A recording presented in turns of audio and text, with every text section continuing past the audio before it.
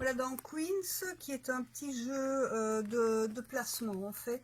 Vous êtes dans un univers de fleurs, c'est assez poétique, c'est mignon. C'est pas un jeu facile, même si on a l'impression.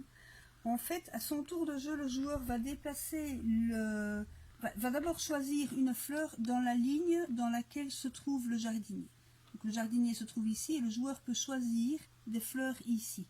La seule consigne, c'est que ou bien je choisis 3 fleurs de couleurs différentes ou moins, ou une seule fleur avec abeille, ou 2 fleurs maximum de couleurs identiques.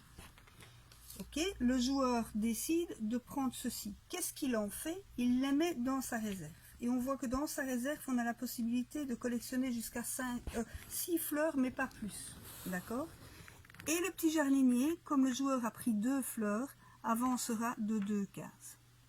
Le joueur suivant, dans cette ligne-là, va pouvoir prendre une fleur avec abeille, 3 fleurs de couleurs différentes ou moins, ou 2 fleurs de couleurs identiques. Il décide de prendre 3 fleurs de couleurs différentes et il les met dans sa réserve. Le jardinier avance de 3 cases. Et ainsi de suite. Le jardinier se déplace, les fleurs commencent à disparaître, à venir dans les réserves.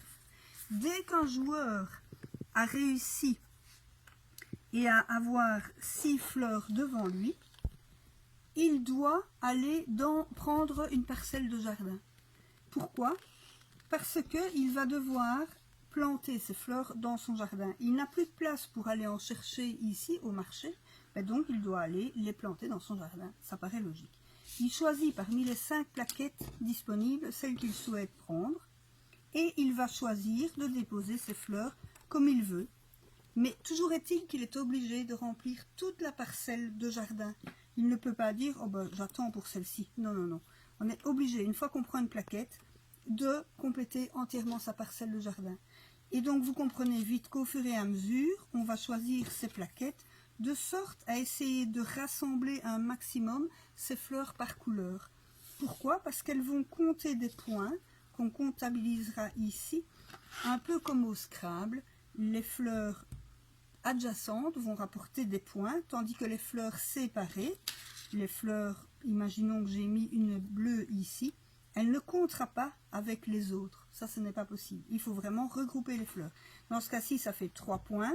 J'avance mon curseur de 3 cases. Plus 2, j'avance mon curseur de 2 cases. Au tour suivant, si je parviens de nouveau à remettre des fleurs dans le même esprit, jaune, bleu, bleu, jaune, imaginons que ça se passe comme ça, je recompterai les fleurs du tour précédent, 1, 2, 3, 4, 5 points supplémentaires, tac, tac, tac, 1, 2, 3 pour les jaunes, mais pas pour celles-ci, elles sont seules, elles ne comptent pas en points. Et voilà, donc le jeu, l'idée est d'aller chercher des fleurs, d'avancer le jardinier. Quand on avance le jardinier, on donne un avantage à un autre joueur, donc il faut regarder à ça. Une fois que la réserve est complète, on va choisir une parcelle de terrain. On remplit sa parcelle de terrain et on avance les points. Puis il y a d'autres choses que je vous laisserai découvrir dans la règle de jeu.